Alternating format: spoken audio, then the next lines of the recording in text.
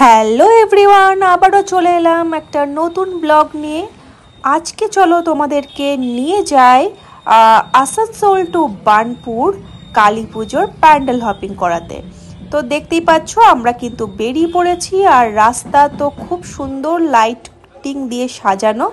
আর এইদিকে দেখো বাচ্চা ছেলেটা কি সুন্দর ব্যালেন্স করে একটা পাতলা দড়ির উপরে মানে কীরকমভাবে চলছে।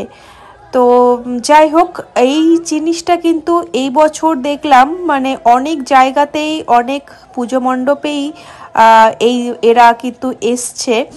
দুর্গা পুজোর সময়তেও আমি খেয়াল করেছিলাম। তো যাই হোক, খুব কষ্ট করেই এরা এরকম একটা খেলা দেখায়।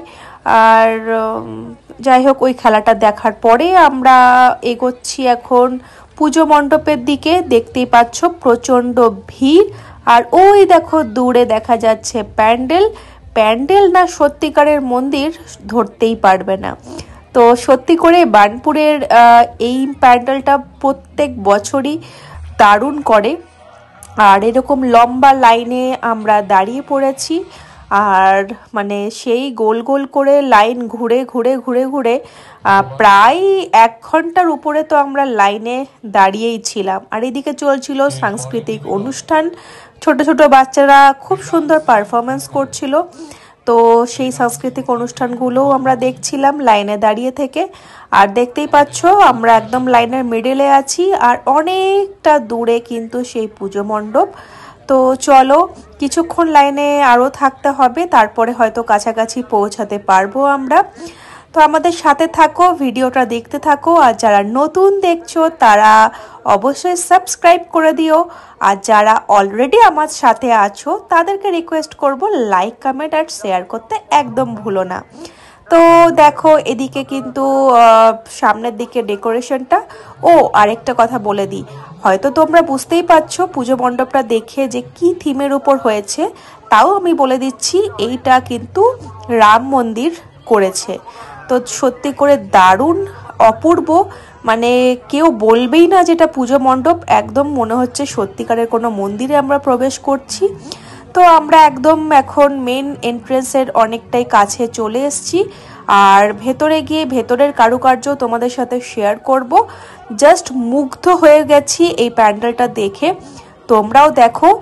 আর ভেতরে গিয়ে অবশ্যই মায়ের দর্শনও করাবো।